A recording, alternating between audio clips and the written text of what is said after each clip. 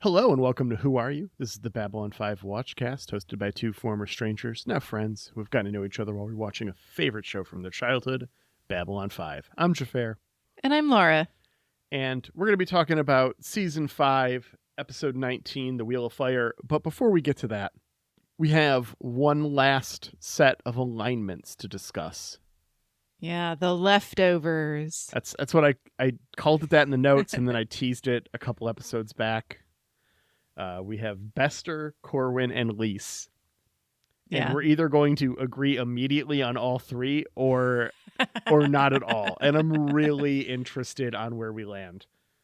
I think Bester might be the most contentious or the most instantly agreeable. And I don't think there's a lot of middle ground. Why don't we start with Corwin?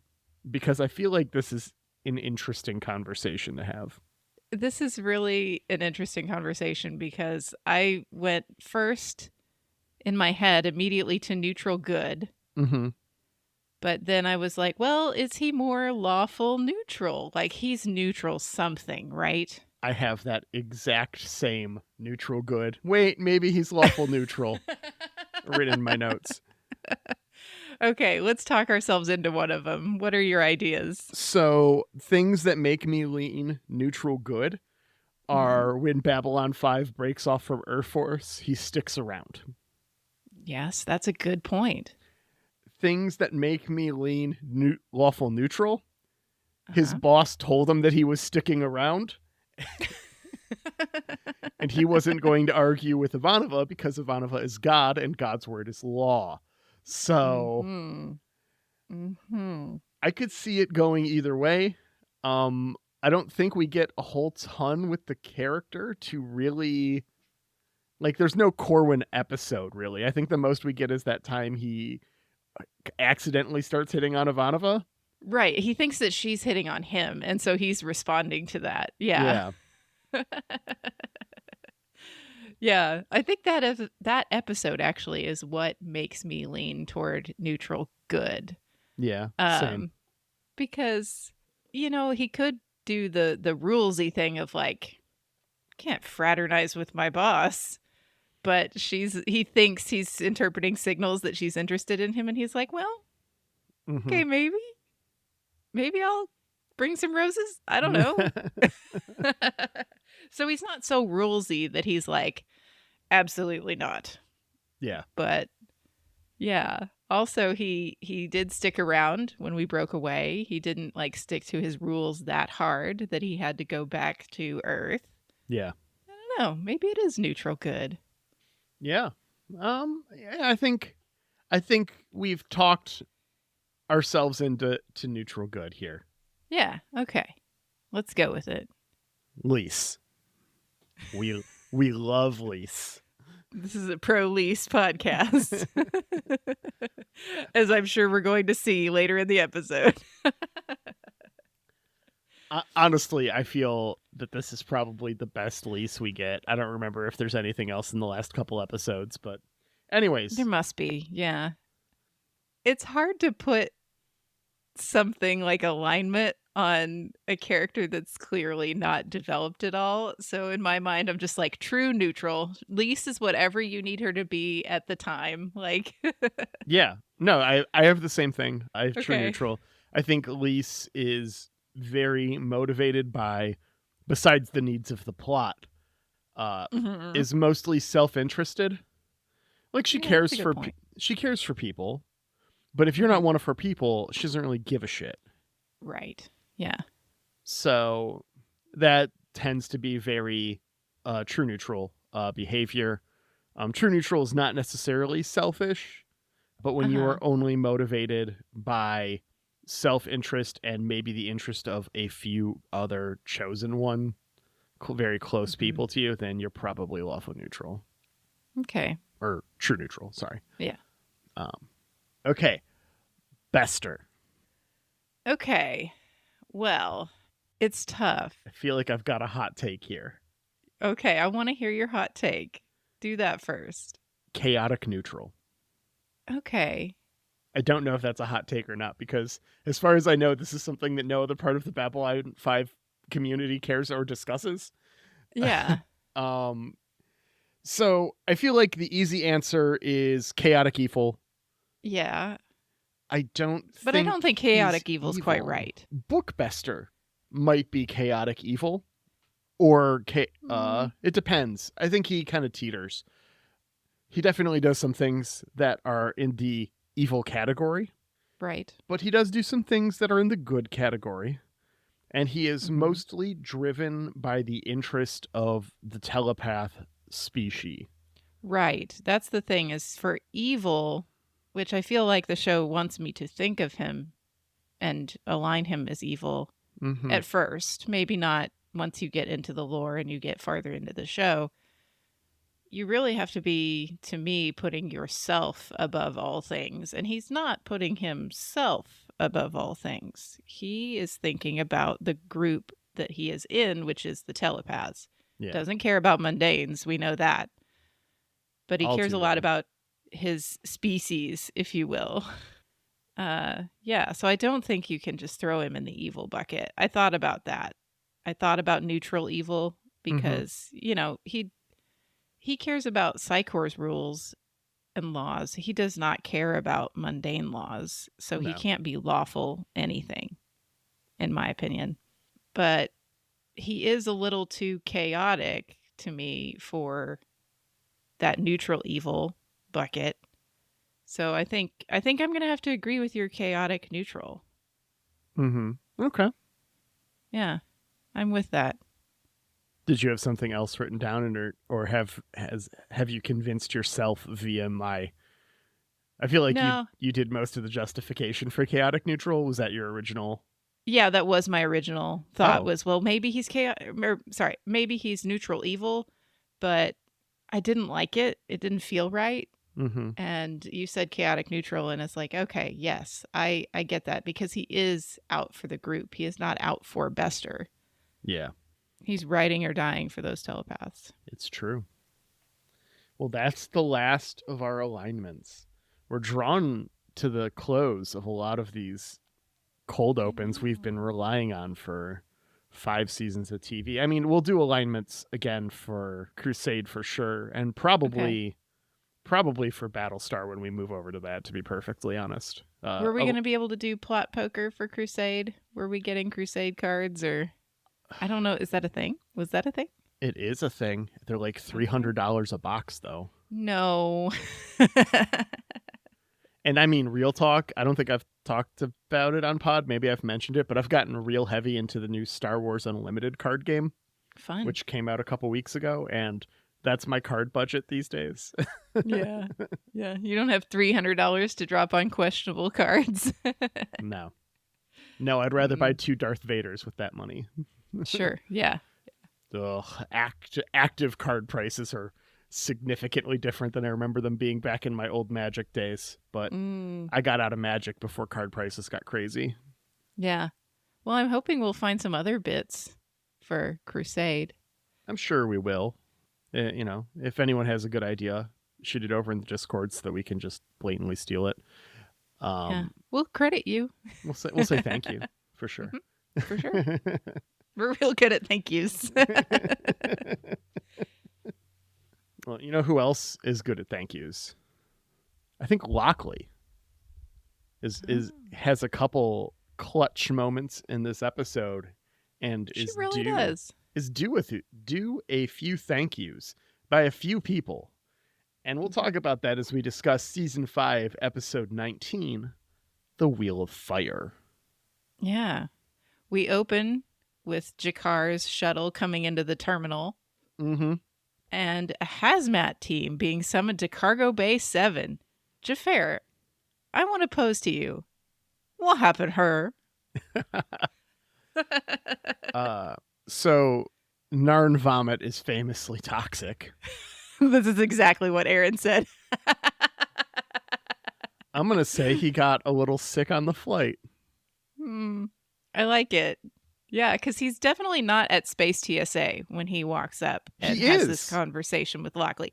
No, I mean, he's not out in Space TSA yet. He's in customs. In the terminal. Yeah. But it's important that he's coming through Space TSA here. and through customs, because what did happen here? Because he was on Centauri Prime with Sheridan and Delenn, who had a White Star ride home. Did they make G'Kar fly coach instead of bringing him on the White Star? Those rude motherfuckers. Wow. That is really rude. Can you imagine? Oh, G'Kar, by the way, you're going to have to find a flight home because the White Star, which is larger than the fucking Enterprise, like these are huge ships, right? I know we don't get a good view of it in space and stuff. It's hard to, there's no bananas for scale, but fucking, they're large ships. And it's just like, sorry, G'Kar. You're going to have to book a flight from this isolationist empire that your people were just bombing for the last 3 hours. That you don't particularly like. Right? And just find a way home. Get on, the Spirit Airlines flight out. Yeah. Because that's all that's left. Now, all the good airports got bombed. Yeah. The real answer, of course, is that he went on one of the Narn cruisers that was in space and hung out with some people because he knows everyone in Narn. Okay. But that's stupid, and it's much more fun to think of him having to book the flight because Sheridan and Delenn are assholes. Yeah, so Captain Lockley comes and greets him before he gets out of the terminal at Space TSA. And she just wants to be here. Yeah. She just wants to see his face. Yeah. Have you done this? Have you done something like this to someone where you know something's going to happen and you just want to see their reaction? Oh, sure. Yeah. Yeah. I know love you this have. play. Oh, yeah. I love this play. 100%. I am this person. I know someone's about to be surprised. I make sure I've got a good seat and a bucket of popcorn. That's the way to be. Yeah. So he's got even more followers. Now we have statues. Yeah. We have statues and signs and icons, like little paintings. This is fun. Yeah. This is real, the Beatles landing in New York for the Ed Sullivan Show vibe. I want one of these statues. Yeah. These would be really cool. We get a good view of these statues, and they are very patinaed, which means that they've been around for a minute. Bronze usually, unless you apply that kind of green patina to it, takes time to develop. Yeah. And I'm just wondering when they made these statues of G'Kar. Well, maybe we just have Narn body statues lying around, and then we just put somebody's face on them when it's important. That checks. That makes sense. Okay. This is cool. This is not what he wants, though. He's not very into this. Look, you've got it all wrong. You don't need to follow me. You don't need to follow anybody. No. After this, we get Garibaldi being a fuck up to theme. Yeah. His apartment's a real mess. This goes so poorly for Garibaldi that I thought this might have been a nightmare he was having, and it was going to be him waking up late for the meeting. Yeah. Interesting that it looks like when Franklin calls him, he's already in Sheridan's office. Yeah. Just the Where background. He just shows his ass to everyone present because Sheridan pulls the angry boss trick of oh, well, you just got here and you're standing, so why don't you go ahead and talk? Sheridan tries to really be an empathetic boss here and be all look, I know you've had a rough year. It's all bro, are we not going to acknowledge the trauma of being fucking brainwashed and being forced to do stuff against your will? Or that, he was fucking brainwashed. Could this be a remnant? Could Bester be still fucking up his life? Maybe we need Lyta to come in here and just do a scan. Yeah. There's a lot of things that go unacknowledged here, especially because Sheridan says, you've had a rough year. I tried to forgive, when you were late to meetings, unprepared to meetings, other things. And it's maybe you should have delivered that feedback at the time, Sheridan. Right. The worst boss in the world is the one who only tells you the reasons you're getting fired when you're getting fired. Yeah. 100%. It should never be a surprise. You should always know something is going on and someone isn't happy, whether or not it's your fault. And when this kind of shit happens, it's always bullshit. Yeah. I thought this was a stupid move, just like the stupid move of, we need you to listen for 24 hours straight for 7 days a week to Mhm. this for this call for help from the White Star. Like, you should have been giving him this feedback as it was happening. Yeah, Like, but he should have known that he needed to do better. he's not angry. He's just disappointed. Oh, that's such bullshit. I mean, it's not a bullshit sentiment, but it's a little bit bullshit when it's also couched with like, I saw you were failing, but I didn't tell you needed to do better. Right. Sheridan's also like, you're going to be so alone if I fire you, so I'm not firing you. Yeah, Like, but I'm just sending you away. yeah, he's just like, I feel like this is designed to try and make us forget about Lise. Yeah. Because Sheridan clearly has. Yeah. Well, I mean, he's been, together, quotes, with Lise for 6 months at this point? I forget where we're at in time.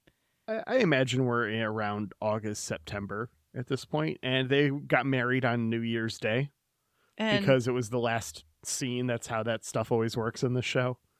And, like, she's been to the station once briefly, but hasn't been mentioned a whole lot. So maybe Sheridan could be forgiven for forgetting about Lise. I don't know. I'm still mad at Sheridan for other stuff in this scene too, because I really resent that, he does this thing where he dismisses everybody but Garibaldi and Delenn and goes and talks to Delenn in the hallway. Mm-hmm. And he says, I was mad until I talked to Delenn and she has this different way of seeing things. And I know that maybe the show is trying to, like, do that mystical Minbari thing about, like, oh, my wise mystical Minbari wife has talked me out of my human anger. But it also is, like, this sort of a trope that I see where the woman is supposed to be the one who talks the man out of his anger, and the woman is supposed to regulate his emotions. And I resent that a whole lot. You fucking should. It's terrible. It's a terrible sentiment. Yes. It's stupid, and men need to grow their own rational pair and stop just depending on the emotion of anger to get them through everything. And someone else to rein them in. Like, fuck that. Fuck you guys. Right. Sorry, that got a little hot. No. You're 100% correct. Men would rather marry a mystical alien monk than go to therapy. Like, yes, that's it. And it's just the burden I've lived with for 38 years of, like, that trope in media and then in existence, like, people in my life living that sort of idea. And so it does start to grate on the nerves after a while. Yeah. So anyway, Sheridan's not mad now. He's just disappointed. Mm-hmm. He's going to suspend Garibaldi for indefinite. Yeah, until he gets his shit together. He does say I'll give him credit for this one line that I do like, that your problem isn't between you and me, it's between you and you. And I do like that line. I think that's really a heart of a truth. And maybe JMS wrote that at somebody. Quite possible. Yeah. I'd have to read Becoming Superman. We will, eventually. It's sitting, like, I mean, it's on display in my house because I got it autographed, but it is just hanging out. Anyways, Franklin goes to Jakar because he's the only one who answers a phone call. This was a little tenuous, right? I was like, why did this need to be Franklin? It's because we have 4 episodes left, and we need to see our main characters X number of minutes in these last 4 episodes. So for some reason, Franklin gets the call. So the fucking Kari need to get with the times. It's called the group chat, which led me on a little mental exercise that I'd like you to join me on, Laura. Sure. I thought about giving you advance warning on this, but I didn't. So sorry. Oh boy. What do you think some of the group chats that would exist in universe in Babylon 5 are? Oh, there's definitely one for, like, the assistants, right? So Veer, Natoth, Lanier, they need to have their own group chat. Yeah. I thought Veer and Lanier might have one called Pike Bros, because Lanier gets his Denbach and Veer gets Morden's head on a pike. So. Yeah, I like that. I think Zach and Garibaldi have one called #NotAllCops, not realizing that they are part of all cops. Yeah. Mm-hmm. I feel like Corwin needs one. We need to give our buddy Corwin a group. Okay. Somebody unexpected. Who would Corwin hang out with? Maybe he's in the assistants group chat because he's Ivanova's assistant. Ooh, sort of. Yeah, he gets the invite. That's like a good it. call. I think Sinclair and Sheridan had one at the start of season 2 called Surprise You're the Mayor that Sinclair set up to help with the transition, and Sheridan didn't respond to anything until season 3. I think that the telepaths also need a group chat because they spend a lot of time talking with their human mouths anyway, so why not also group chat? I think Londo started one with Garibaldi, added Lanier after their bro episode. Yeah. Mm-hmm. And then added Marcus when he saw him in the casinos all the time. And it's just called Down Below. Maybe it's called Lurkers. But it's literally just Londo pushing memes. Yeah. But Lanier laugh reacts every single one, not because he understands them or finds them funny, but because he understands socially that's what he's supposed to do. Exactly, yes. Mm-hmm. And then Garibaldi, every once in a while, when there's a shitstorm, will ask where everyone is.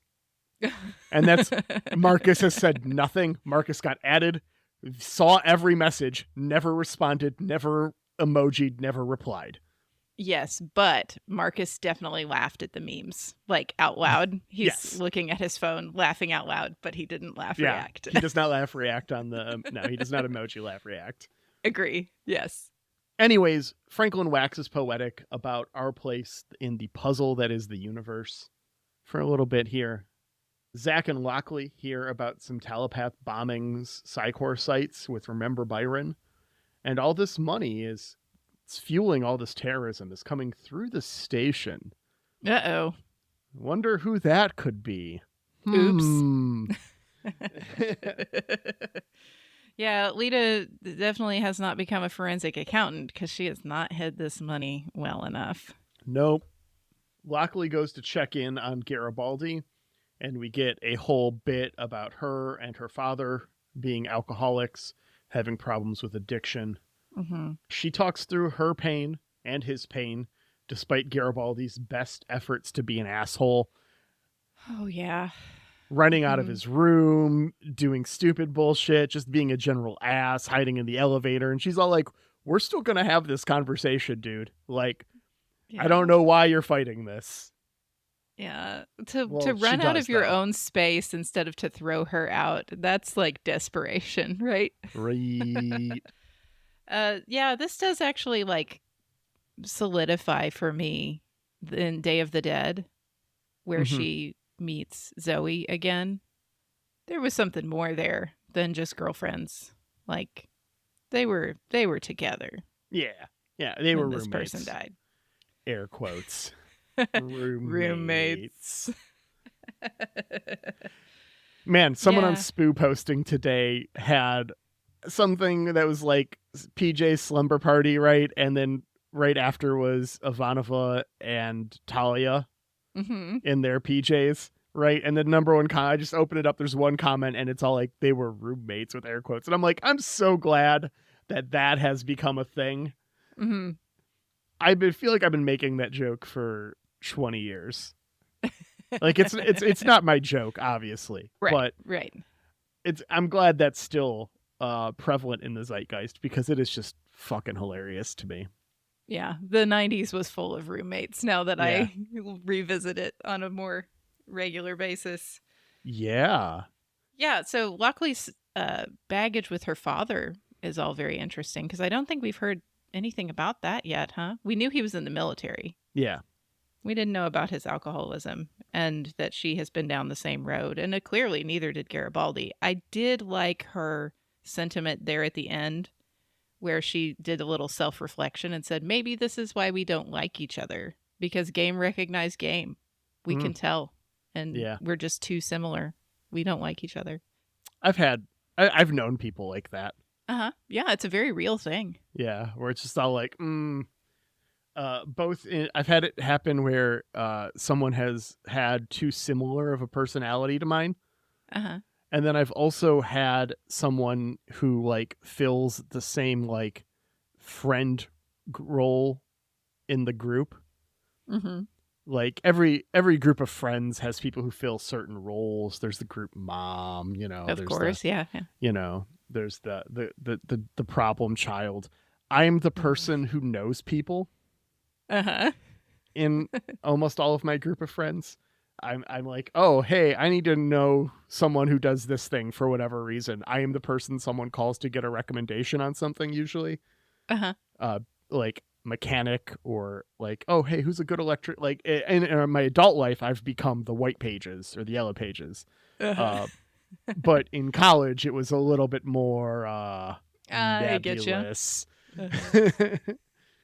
Not my thing, but I can put you in touch with someone. Yeah, I'm smelling what you're stepping in. Yeah. Yeah. So I feel that. Mm-hmm. I agree. And, it's worse when you have one of your own that you're like, oh no, we're so much alike. And you live in my house and you're like tiny me and we'll never escape each other. And we're going to have to learn to coexist. But we still love each other, obviously. Yeah. DNA is great. Yeah. She talks a bit too about the children of alcoholics fill one of two roles. And this hit me real hard in the feels. Yeah. Having my grandfather had joined AA and was sober my entire life. He died with a 50 year chip from AA.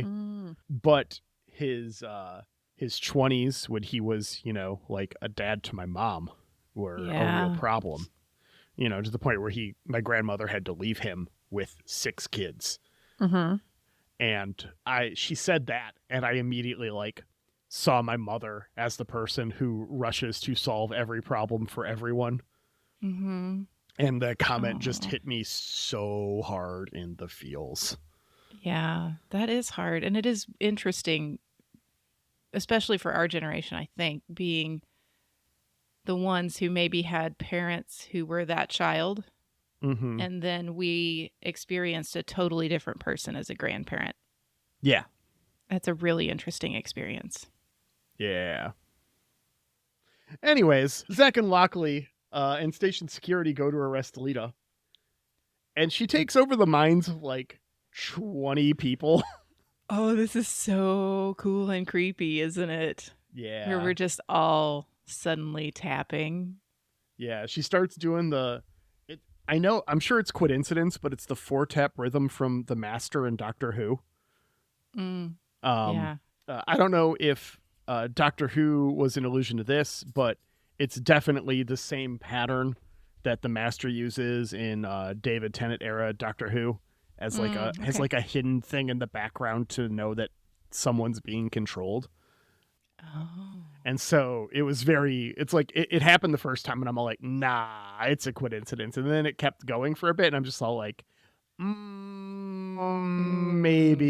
maybe Doctor Who was alluding to this. Maybe they weren't. I don't know.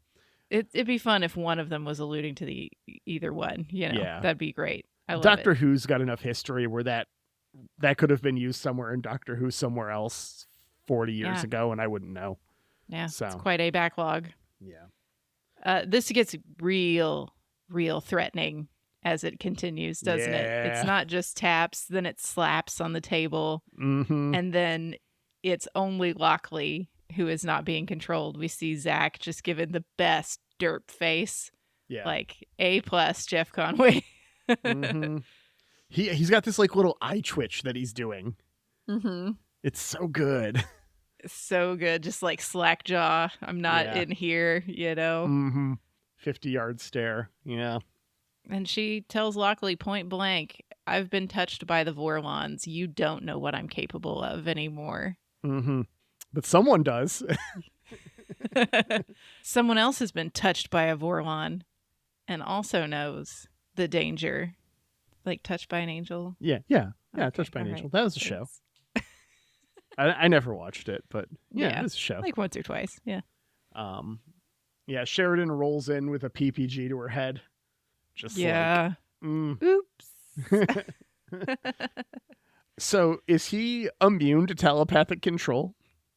I mean, that's the implication, I think, because if I was Lyta and I could, I would just like get him to point the gun right back at himself. I read a whole thing on Midwinter about this specific moment being the reason why they were drugging the shit out of him when he was being interrogated back in season 4. Oh. Because they would have tried telepaths and couldn't. They just found it completely ineffective. That's interesting. Yeah. Is it also, could it be not just being touched by Kosh, but also being touched by Lorian? Yeah.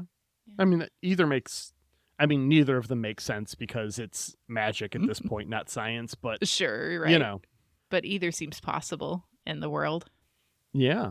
It's interesting though. She releases control. They put her in cuffs and she's just kind of like, whatever, right? And then Lockley just fucking one punch takes her out. Yeah. I am still writing Team Justice for Lyta hashtag. Yeah. Hashtag Justice for Lyta here. Because she's right. She's been shit on by everyone on this station. Mm-hmm. Agree. Except Franklin, which she always forgets. Franklin has actually gone out of his way to do a lot of things for Lyta and the telepaths. Yeah. And she does not handle this well at all. And it's not how I would recommend going about it. But she has done a lot for Earth, for the Interstellar Alliance, for the war effort, and just gets nothing here. It does seem a little bit like they should be handling her a lot more diplomatically. Not just our command staff and Sheridan, but Earth as a whole.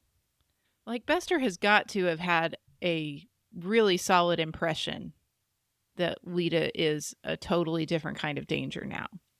And if so, then you would think Bester would have reported that to somebody. I mean, maybe he's just planning on collecting her body. Yeah. Or collecting her in some way, like maybe he can get it eventually. Sure. After this, Garibaldi gets surprised by Lise. Who's that girl? Who's that girl? It's Lise. Yeah, Lockley gets an apology from Garibaldi, and she's got a present.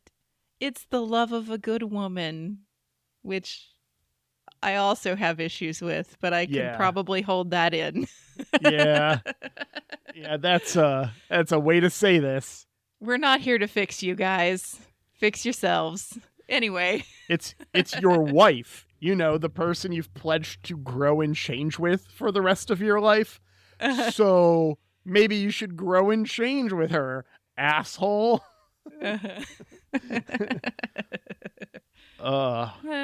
Yeah, sure. It's Lise. Sheridan, after this, is in his office, and he can't understand what would turn Lyta against him. Like, bro.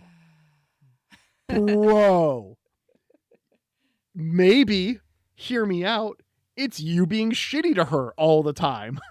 Yeah. Like, at any point, he could have been a solution to at least one of these problems.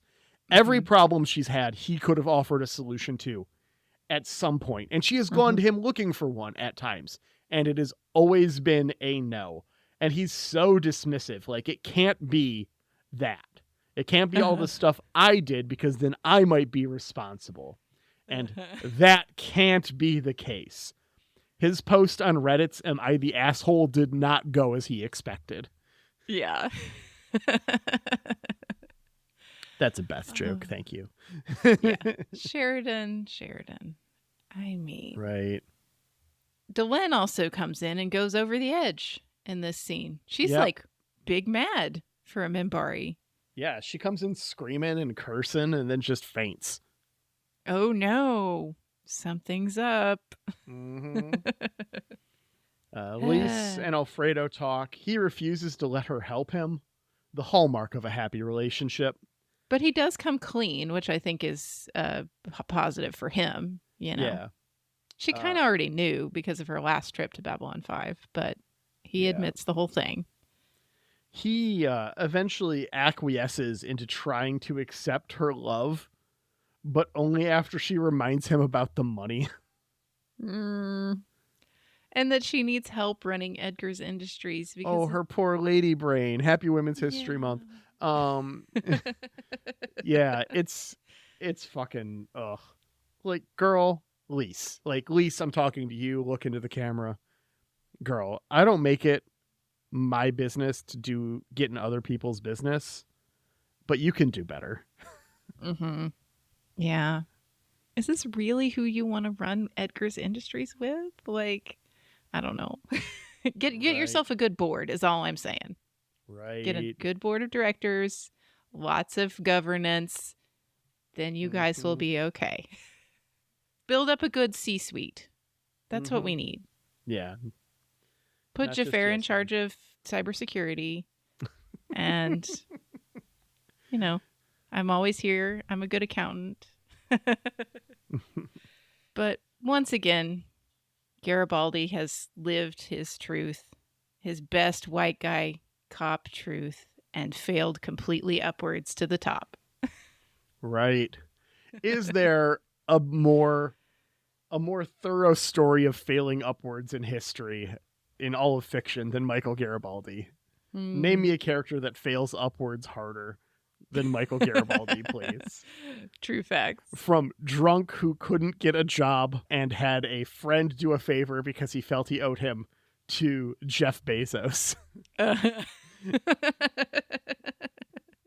And head of the CIA in between. It's absurd. Yeah, it's absurd. Over in MedLab, Sheridan gets a dramatic zoom in with a musical sting on the Delenn is pregnant reveal that makes it feel like it's a murder cold open. Could have been like a Maury thing, like who's the daddy, but we're all pretty sure. Like, Delenn is pregnant. Dun dun dun. Dramatic zoom in, big eyes. Just like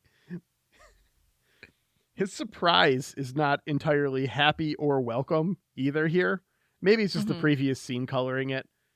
He does turn around after he gets a little bit of time to process, but it's just like, well, I mean, you told us that we couldn't get pregnant, so, you know, we weren't really taking the necessary precautions, doctor.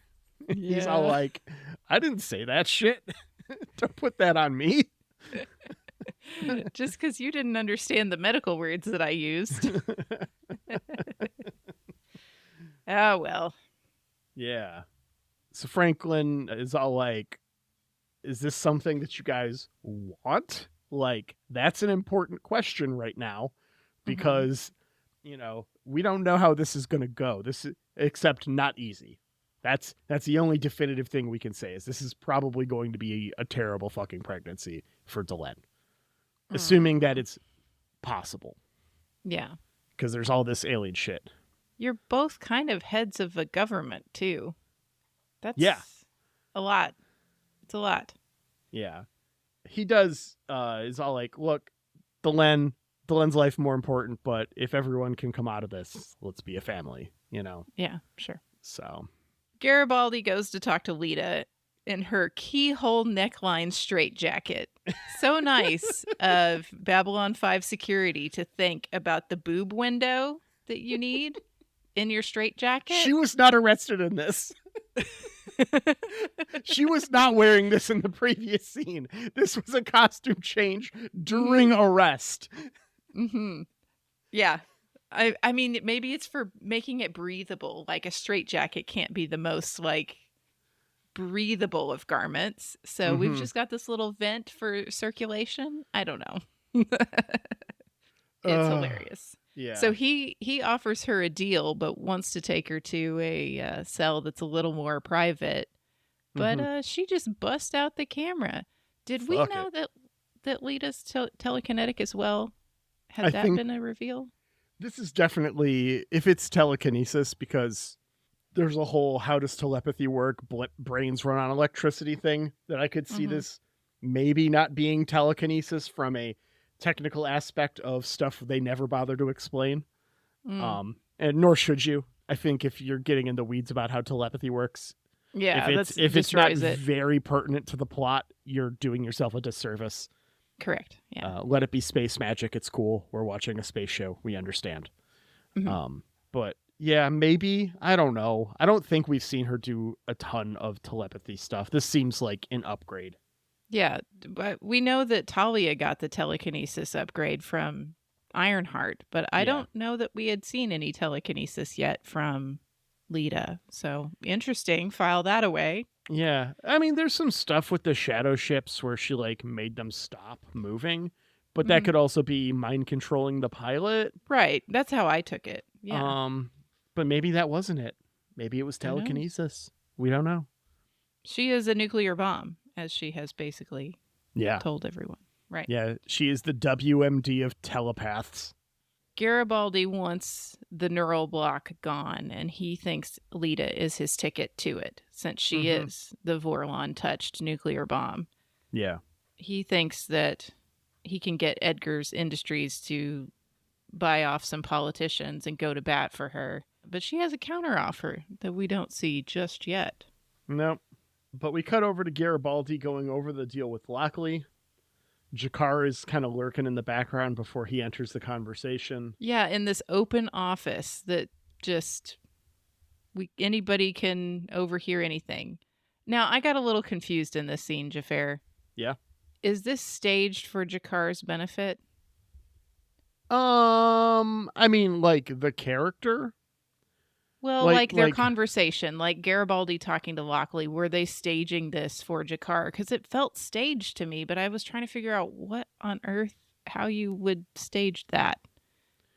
I mean, the fact that it starts with like them going like, oh, well, you know, she's got all that Narn money for the telepath genes that they offered.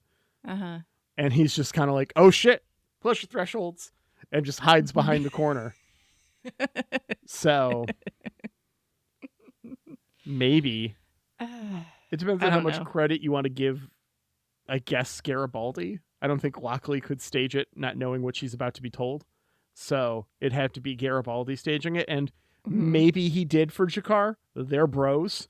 Yeah, it's possible. I don't know. This is where I was starting to like not follow what we're doing very well. Yeah. But yeah, they've got a bunch of Narn money. They can trace it back to her. Jakar busts in and says, well, how about I just take her away?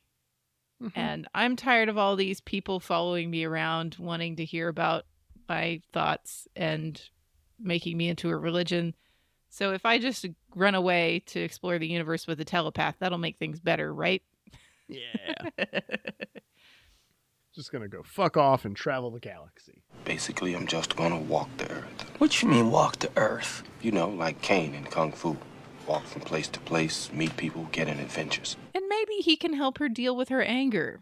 That's his proposal, is like, I've dealt with a lot of righteous anger at the Centauri, and I'm all zen about it now. Maybe I can fix this for Lyta, too. Yeah.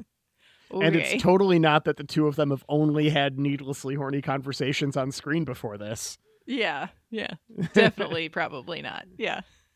We learned the counter proposal that Garibaldi was offered is basically taking over fighting Psy-Corps in the background and funding the cheap. I don't want to draw a line between terrorist and freedom fighter at the moment. Yeah. That seems a bit precarious in the current atmosphere. I think freedom fighters are who wins and terrorists are who loses. Much more so than any other determining factor, historically speaking. Yeah, he's got to do it through Edgar's Industries and probably behind Lisa's back is my guess. Yeah, just take your wife's money and fund a bunch of fundamentalist organizations. What's the worst that could happen? I feel like this is setting up our next book club a little bit. You think so? Oh, yeah, for sure. Yeah. Sure. We even get the time frame, the 2 years before Lyta returns. Yep. Okay. So we'll see when we pick up in the third book. I know that we start, I read the first page and that it was a time jump until after the show. So that was one of the reasons we put it down. Postponed. Yep. Yep. We cut to Sheridan and Delenn resting on their weird Minbari bed. He can't stop staring at her. And they wonder about Londo. Yeah, and we get our second episode in a row with Emperor Malari alone on the throne. In the dark. So sad. Yep. Well, Laura, on our patented scale of Babylon's 1 to 5, how did you feel about this episode? I really have to peg this one as average. Is that bad? I feel like it's weird, but... I liked this one. Yeah, okay. For me, this was just a 3. Like, we had a lot of things happening and a lot of weirdly motivated choices, I felt like. Yeah. Where I wasn't sure at the end if we were staging something for Jakar's benefit. I wasn't sure why the Kari was calling Franklin. Like, I was like, that's fair. There's a lot of weird stuff in this one. We're doing a lot of that stuff where we're trying to get all the pieces on the board in the right way to wrap up the show. Yeah. And it felt a little obvious for me. Oh, and then like Jakar being like, well, I'll take Lyta away. Like, okay. Yeah. All the characters need to do something, so Lyta can come with me. Yeah, yeah. And we're doing that thing where we split up the found family. They're all going to go to their own separate places and whatever. Mm-hmm. And that's fine, but that's always kind of sad. Yeah.